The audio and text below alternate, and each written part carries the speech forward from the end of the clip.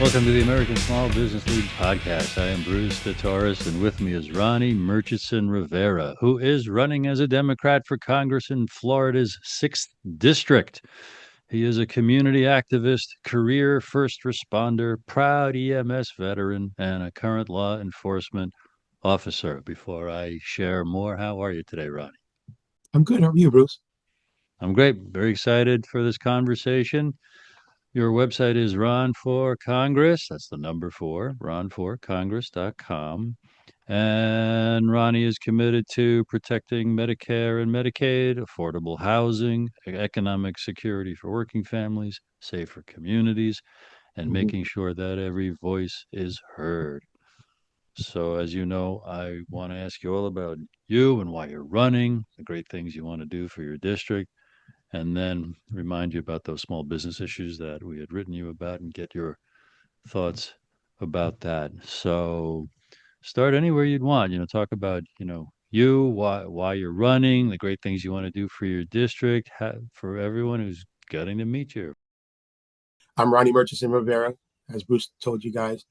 Uh, I'm 34 years old, so I think it's time for some young blood up in Congress. I'm married. I have 5 children. I'm originally from New York City, born and raised there. That's where I was doing EMS for most of my life. Um, I started really getting into community service in my church, probably around the age 7 or 8, where I started doing volunteer, walking around doing the tithes and offering bucket for people. And I'm like, hey, I like doing stuff for people. And as I got older, that feeling came more. And my godmother, who is a EMS veteran, probably like the early 90s to like the late 2000s, as I started getting older, I'm like, hey, I like what she do. She's come home and tell us some good stories. She saved people. She helped somebody give birth. And I'm like, hey, that sounds interesting. That's something I want to get into. So when I got old enough, she introduced me to the volunteer ambulance corps where I lived in Brooklyn. And from there, I started volunteering. And then once I got to the age of 18, I got my EMT card. And I continued to volunteer while working full time. And that's something I love to do. I moved to Rockaway Beach probably in 2010 ish. I started volunteering there, and then eventually they closed down. And then late, I think it's about early 2012. I'm like, we need to really get back to our community. So me and another friend started a non-for-profit organization, which goal was to bring free or low-cost ambulance service to our little island. If you know about New York, Rockaway is like this little lonesome island that New York City is always forgotten about. And the nearest trauma center was like literally 30 minutes away. You got shot, stabbed, hit by a car.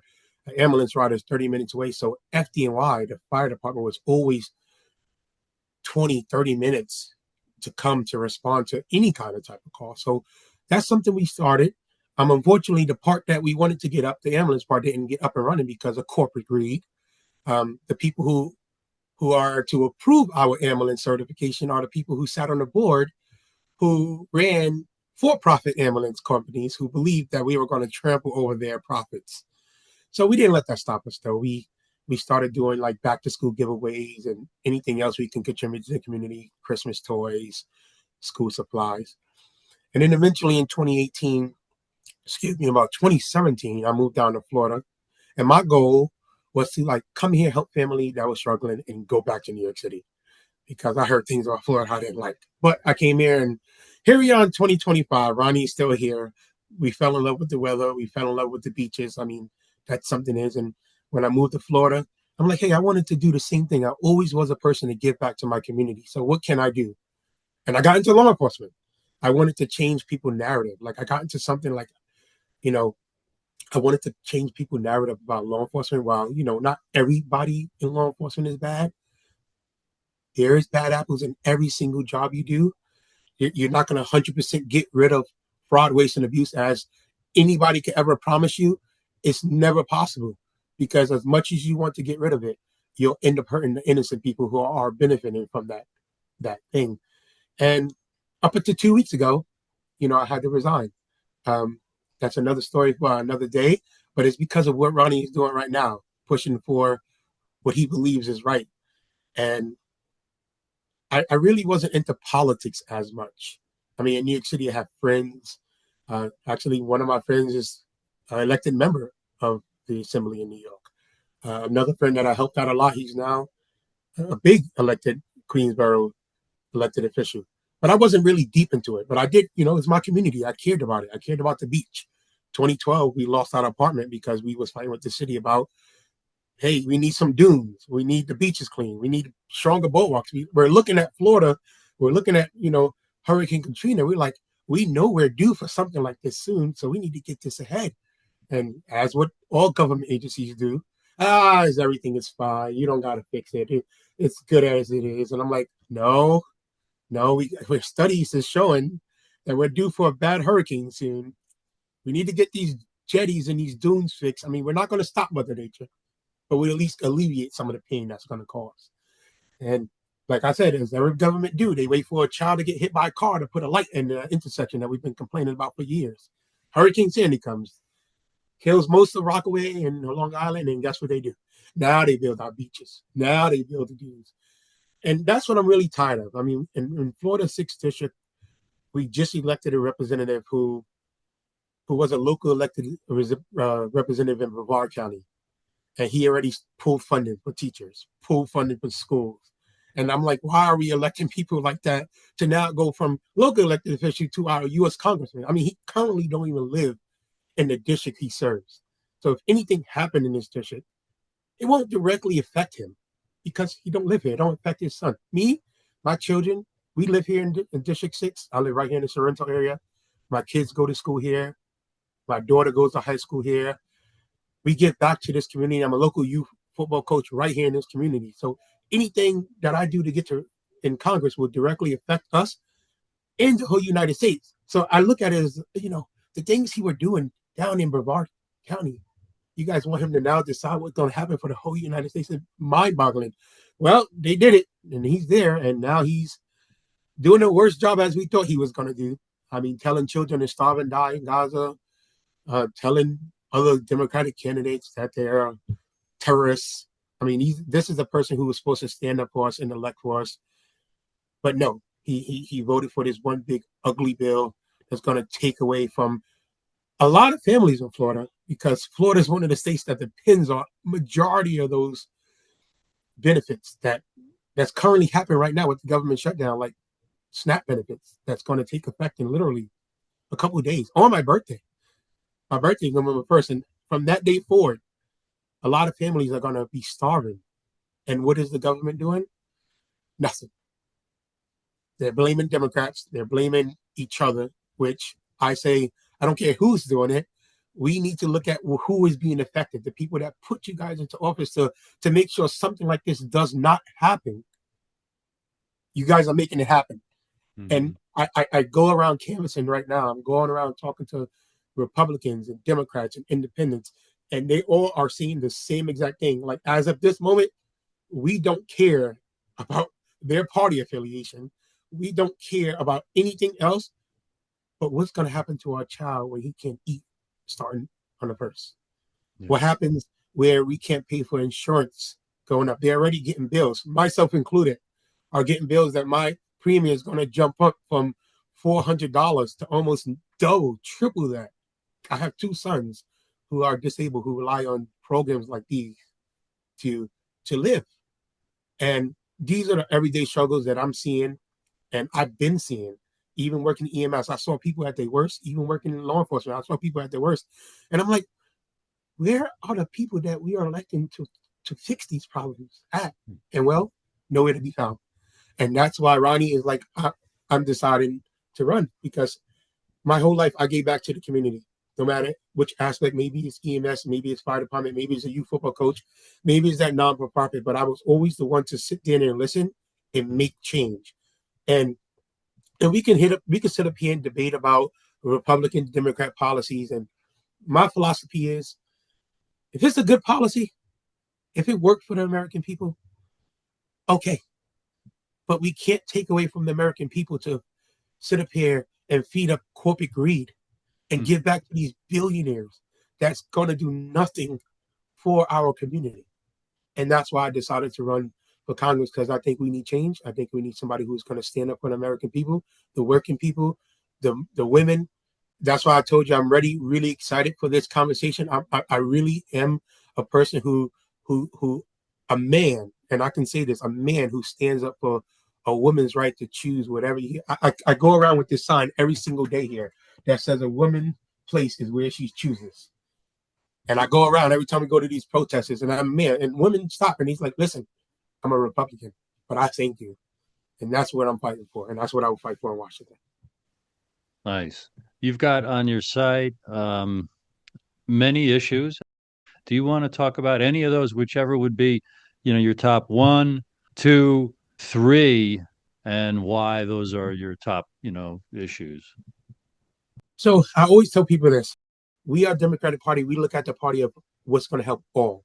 I am going to tackle all of the things that we've always been fighting for all these years. I think healthcare. I worked in the EMS field. I've seen things. I see people not call EMS just because they can't afford it. An ambulance ride when I was working in New York City ranged from anywhere between $900 to $1,500, and people will die, literally die, rather than call an ambulance because they can't afford it. So I think healthcare is a main issue. I think any of these issues that humans need to live, healthcare, food, education. I think those are my three top things. I think Medicare for all. I think one of the greatest plans that I think we can do is bring down an age limit, the age every year until we reach newborn, and everybody, and that's the most feasible way to do it. And I have people like, how are we going to pay for it? I tell people this all the time. Working as a law enforcement officer, every biweekly paycheck will cost me $700 just to say I have a car to have insurance. That's not my deductible. That's not my maximum out of pocket cost. That's just to say, oh, shoot, something happened here. And then now we got to worry about deductibles. Now we got to worry about surgery costs. Now we got to worry about all these other things. Well, do you think it's feasible if we do that same thing and say, all right, here's Medicare for all. You just got to pay into it $300 a month. It will save you money. And then we can go about the co-pays and deductibles where we can not have to do that because you're paying into a system backed by the government. I think that's one of the first things. My second thing is 100% universal child care. I think women, single fathers, any family, that burden of trying to work full time and then having to pay for child care, just finding somebody to take care of the child is a burden on any family. And I think if we as a America can alleviate that burden, will alleviate the pressure on a lot of American families, and which will give back to the economy. Now, mom can work full time job. Now, dad can work those extra hours. It's $400 to $900 a week per child for childcare just for you to work. And I think that will alleviate some of that, and it will boost the economy. It will boost household spending and give back to the GDP and stuff like that. Working in the EMS field, working in the law enforcement field, these are things I heard every single day. And they're now campaigning and going out and talking to people. They're reaffirming, like, yeah, these are the issues. Like I promise you, like, you could save us money. You can do this. We need healthcare. We need this. We need that. We got a lot of. I'm in a 51% majority Republican state, and I got a lot of petitions signed by Republicans saying, you know what, I'm gonna sign your petition because I believe in everything that you're doing, but I just can't tell my family I'm a Republican because they'll get that backlash. But yes, from both sides, they all are saying these are what we want, and this is what we want you to attack when you get to Washington. Working in law enforcement, does that mean you were a police officer? Yeah, so I worked 4 years at the Mount Dora Police Department as a police officer, and then I moved and became a deputy sheriff in Sumter County. A lot of people don't know what Sumter County at until I tell them the villagers. Then they're like, "Oh, I know where that's at." Yeah, yeah. Even a newcomer without a lot of corporate backing has a chance to win if you and simply go without sleep between now and the election and try to meet everybody in your district and shake Hmm. their hand and Absolutely. ask for their support. Let me review those small business issues and get your thoughts on them. As you know, we wrote you who and what we are, the American Small Business League. We exist to expose the fact that contracts meant for small businesses, federal contracts, go to big businesses, costing the middle class economy billions of dollars a year and also millions of jobs that small businesses would create, but the big businesses don't. And our Don't Cheat Women project, which simply wants Congress to raise from 5% to 15% the amount of federal contracts that are supposed to go to women owned small businesses. That would boost from 23% to 33% the contracts that are supposed to go to small businesses in general. An influx of billions of dollars of business, the creation of millions of jobs, economic prosperity. But here's more that what's at stake. Men earn and save more than women, and that's why they have more political power. They donate more to candidates, they've got more influence with office holders because of those donations, and they run for and win office more than women. About 75% of all seats in the House, the Senate, every state legislature, all presidents' cabinets are men. Almost that many governorships and 90% of committee chair positions and party leadership positions, men. Now, women are doing well economically on some measures, like getting higher degrees and even starting businesses. Women are doing it more than men, if I remember correctly, and I think I do. But they own 40% of all businesses in America. Over 14 million businesses are owned by women. Those businesses generate almost $3 trillion in revenue. They employ over 12 million people, and most bottom line important, they sell what the government buys. The government buys everything under the sun. The United States government is the world's largest purchaser of goods and services, and women are supposed to get 5% of the federal contracts. That is in no measure fair. So we just want to encourage you, Ronnie, to digest that, see the sources, pick my brain, get certain about it, and start campaigning on this, road testing it, try it out, because you want to keep pouring on whatever excites your constituency. And with women being half the population or more, I've seen, and needing this kind of economic boost to reach economic equality so they can finally be political equals, we think it's a winning issue. We think that you would find, wow, this hey Bruce, thank you. When you win election, that's the thing that really, put the wind in my sails and pushed me over the finish line. So you've already expressed your great support, for women's rights. Talk to me about what you just heard. I always knew that women is always undermining it and underappreciated in this country. That's why I always fought for women. I have three daughters, and they can be the future, and we need to fight for them. And I'm a Christian, and I believe that everybody should have a chance at life. But how can we force the woman to do something she don't want to do? And I believe it's not about abortion; it's about control. As you know, that women have been suffering in this country for many decades. We go down. I did my own research after you emailed me, and I looked it up and I talked. I'm like, wow, women own 40% of businesses in this country, and yet they only get 5%.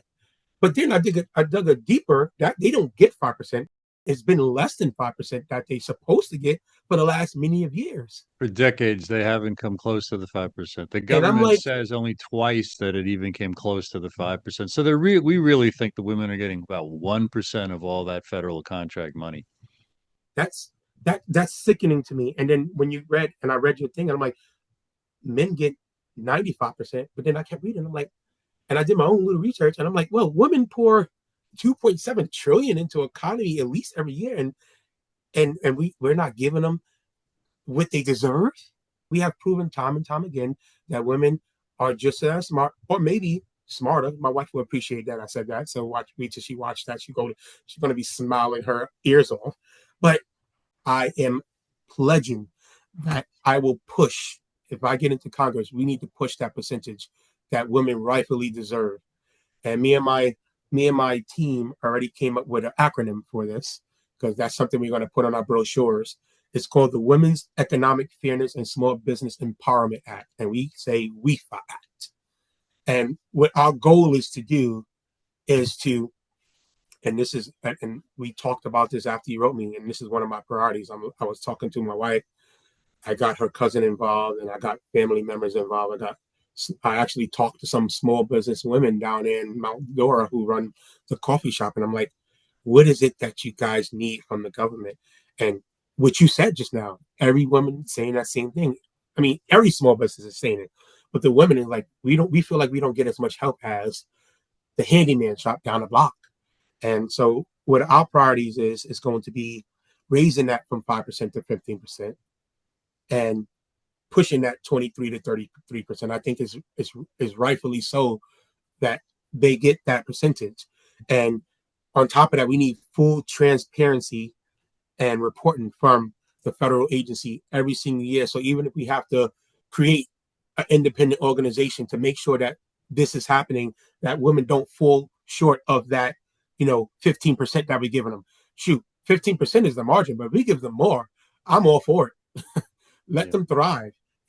We also talked about simplifying and modernizing the SBA certification system so that women are not left behind because of these big corporations with thousands of employees, which leads me back to the next thing that you talked about. I 100% agree that small businesses should be somebody with less than 100 people, because ain't no way that a place that employs 500 people are considered small business. My sheriff department that I just recently worked for hires between 500 and 700 people. That is not a small business.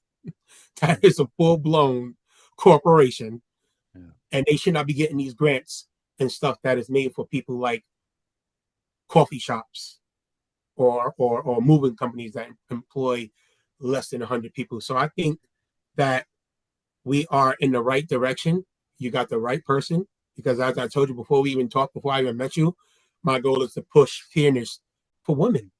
I want my daughter to be one of those people who could benefit from this 15% and give back to the community as they always done. And I think they deserve their fair share of what they've been putting into America and the local community. So I'm 100% on board with that. I would love for you to study all the facts and figures and become such an expert about your district and then your state, because with the commitment and comprehension that you have of this issue, it's easy to wish that you could become senator of Florida.